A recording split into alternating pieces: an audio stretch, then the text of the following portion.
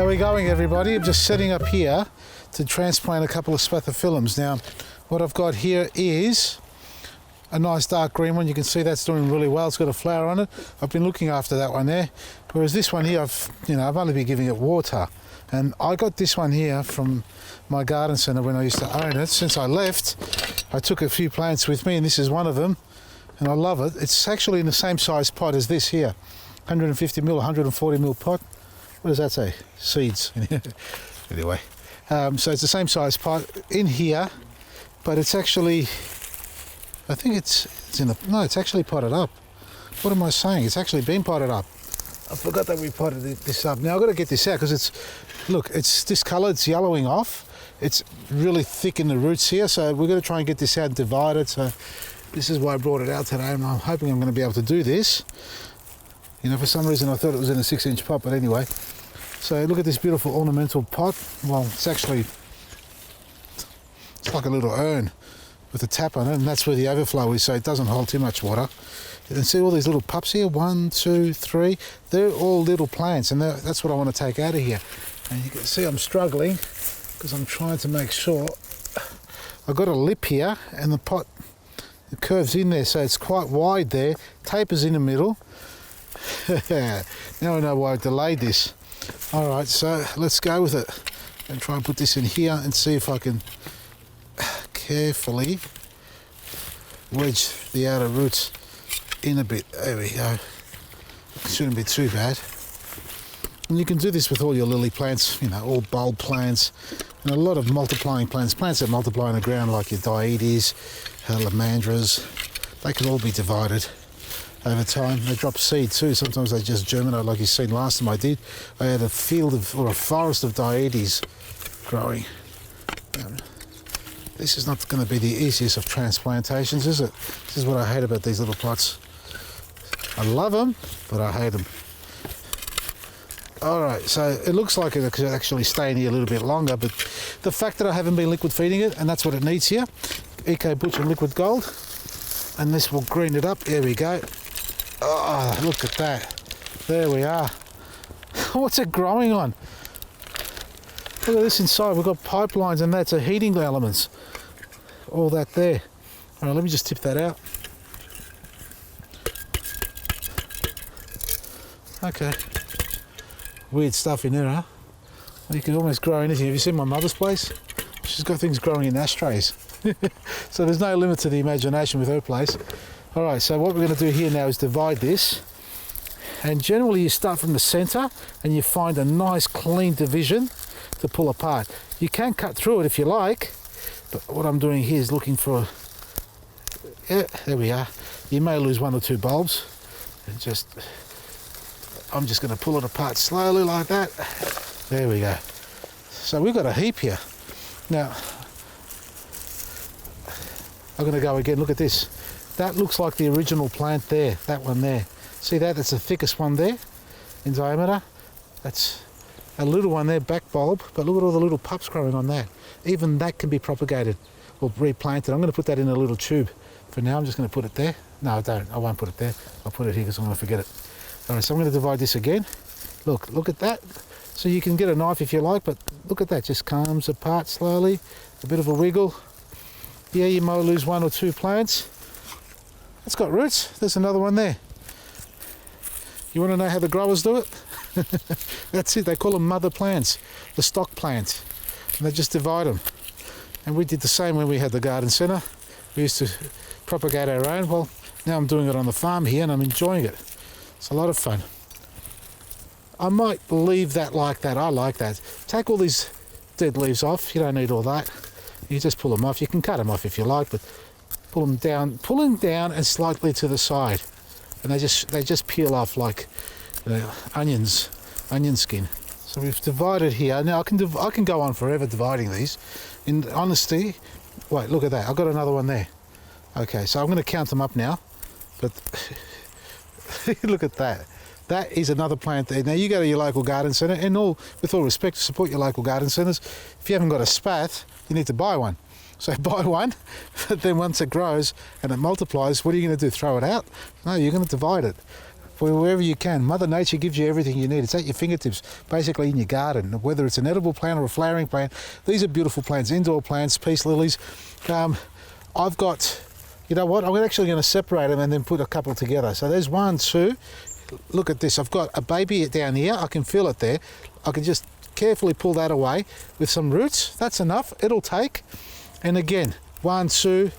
Look at that, a pup there as well. The roots are nice and clean. They're not, you know, I mean, brown a bit, not really discoloured. They're nice and firm still. They're not soft. If they are soft, break them off. They've suckered on there, the little feeder roots. They're actually falling off now because I've tampered with it. But see how it's growing through there?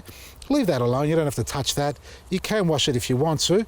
And ideally soak these in some liquid gold before you replant them. So have a little bucket on the side, which I need to do. I actually got one here. It's called a watering can, right? That's a 5 litre and 20 mils. 1, 2, that's 20 mils. This is liquid gold. This is the flagship seaweed fertiliser. No smell, no added flavours or colouring, and it smells like weak tea. It's really good stuff. And it's a high potash, so it'll actually help flowering as well. So you can sit these in here like that, in the liquid gold, while you sort of keep dividing, as I'm doing now. Now what have I got here? I might leave that pup. No, I'll take it off. There's another one.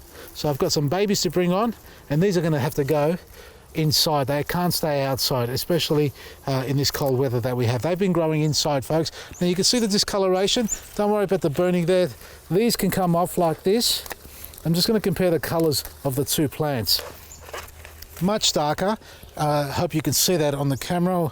Whereas these ones are more of a light colour, lime colour, and that's because they haven't been fed enough. I haven't been feeding this, so I'm going to start feeding these, and we'll visit them later on in the season and see how they progress and what colours they come up with. Now the thing about this one here, this is the main plant. That's the original plant there. You can see it, the largest one, and its pups are right next to it. Should I divide these? No, I'll leave these all together because that's going to go back in here like that. There, so it's a smaller plant, but it's got plenty of room to grow. Now, these roots can stay here because they'll decompose and be beautiful food for the bacteria that starts to come to life when we start liquid feeding these plants, and these will be tube stocks. All right, let's pot them up.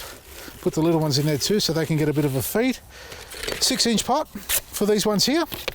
What I've got here, well, that's the original bark there, but what I've got here is a mixture of propagating potting mix. You can see the different colour there. It's a little bit dry. The potting mix has got a bit of a bark blend through it. I've got biochar, our charcoal, and our black grit mixed into here, and a little bit of chicken manure, but aged, nothing too much. You don't need a lot of that stuff because we're going to liquid feed these plants.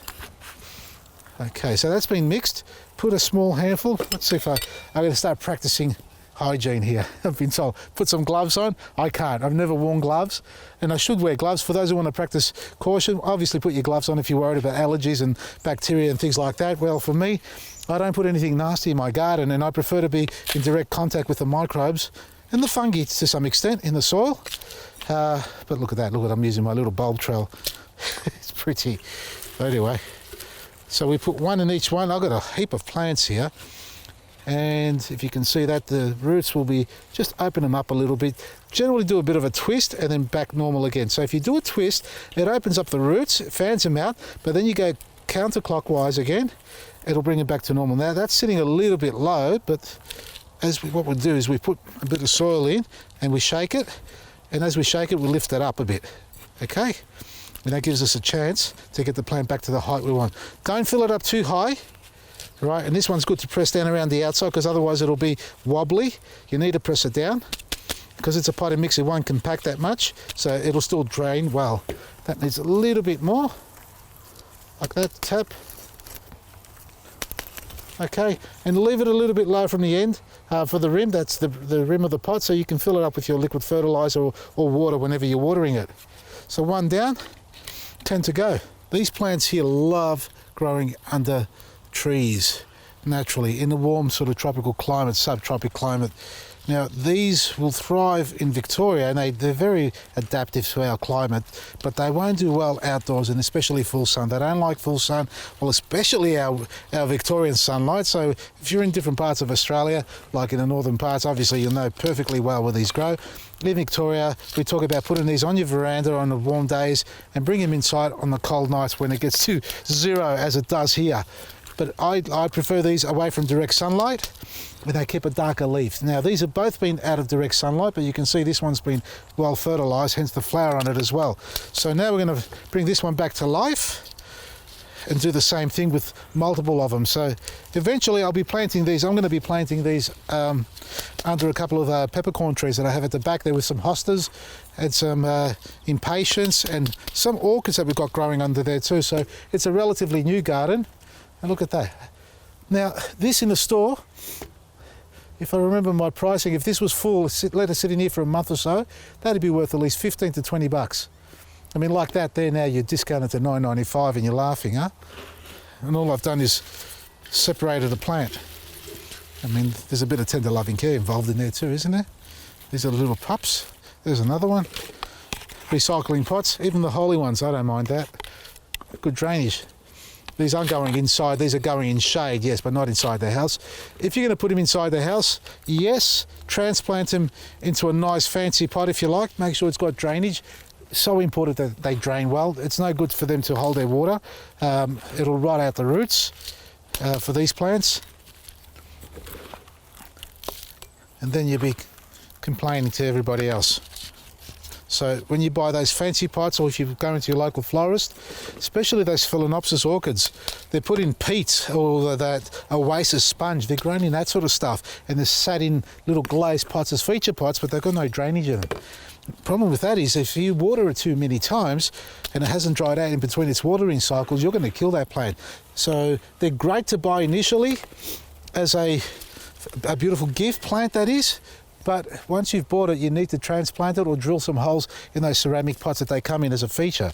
Otherwise, you know, there's no long term on it. Great if you're comparing it to a bunch of flowers or something like that, but you know, a plant's for life, not just for Christmas or Mother's Day or a birthday or any sort of celebration.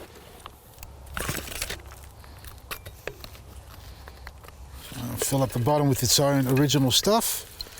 There. Put all that back in there. Okay.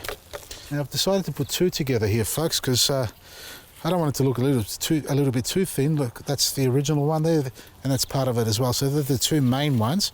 And look for a position where they can sit nicely together and create a nice bouquet. I'm full of it, I know. Okay, make sure the roots are opened up, not sticking up. Tuck them in nicely, spread them out a little bit. Obviously use your fingers because you can't do much more without it. And this is where the bulb trail comes into play. Start filling this up. Wait, let me move it a bit closer. There. This is going to need a good soaking as well at the end with our liquid gold and Eco Butch. Make sure you get all the air pockets, because I can see some gaps underneath them. That's why I'm shaking them up and down, so I can rattle the soil or potty mix in between the gaps of the roots and underneath the actual plant itself. And yeah, press it down firmly.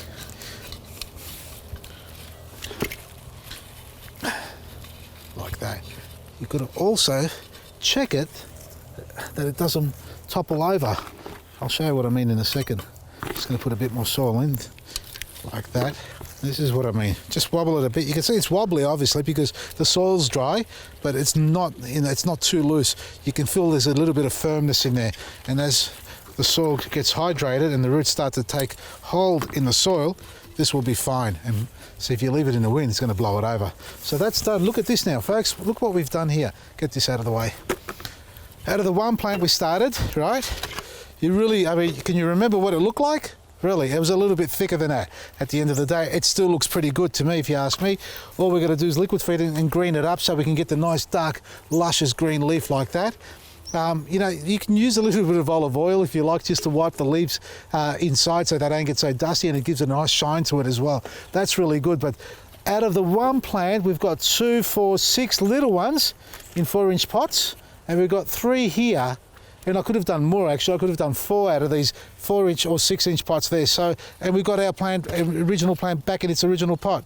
And give them a nice drink with Eco Butch and Liquid Gold like this, folks. And they're going to love you forever. And they'll give you lots of flowers and dark green leaves. And this stuff is good for everything. It's not just for Spathiphyllums, it's good for vegetables. It's actually good for every living plant in your garden.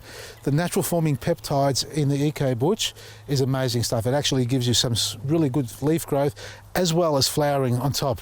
And the Liquid Gold, well, is actually a great protectant for your plants. It develops cell wall structure, helps the roots develop bigger, protects them from the cold, but obviously you don't leave plants like this out in the full cold anyway. And these are going to go straight into the hothouse. Perfect spot here, look at that. We've got the giant heat mat. It's going to keep them nice and warm and they're going to grow beautifully. Then we can take them back inside. Let's have a look at the big malaccas. They need a bit of a drink too, folks. So just give them a top up. Temperature's sitting at 21. That's perfect because I've dropped it down during the daytimes because it's starting to warm up outside. You should do the same. We haven't got our next set of leaves yet, but they'll come on slowly, don't worry. And our gardenias. Now these are ready. Which ones are ready? Let me try and get one out. Yep. These are ready to be transplanted, I think. No, they're not actually. I'm going to wait for the roots to push through. You can see they're all very much alive. I did lose one out of the 32. I think maybe 1 or 2 may not. No, 2. 2 haven't done well, but that's okay. Look at that. A couple of cuttings. That's from the mother stock plant again. Doing well. So if you need a hothouse, folks, you can get yourself a little mini hothouse just like this. And if you want to do a series of little seeding trays like I have here, get yourself a giant heat mat. It's a lot cheaper and it can fit up to 4 different, I've only got 3 here, but you can put 4 different trays onto or mini hothouses on top of that. And you can run them in series. So at the moment I've got 1, 2, 3 heat mats, the normal size heat mats, and one giant one here. And you can see I've got a little board there that runs it with a thermostat, and that basically controls it for you. And I've got it at 22 degrees at the moment on the soil or in the soil itself. So the Spathiphyllums are going there. The other 2 are going to go back inside the house. Let them dry out first, and you can do the same. So if you've got some plants that need dividing and feeding, do it now, get them ready, because springtime they're going to put their growth on. So if you leave it too late, you'll miss the boat on that. And check out your garden and make sure everything else is getting ready for spring. And don't forget, folks, go to Vasili'sGarden.com for great products and better prices every day. Whatever you need for your garden, you and your family. From me, Vasili, Maresi.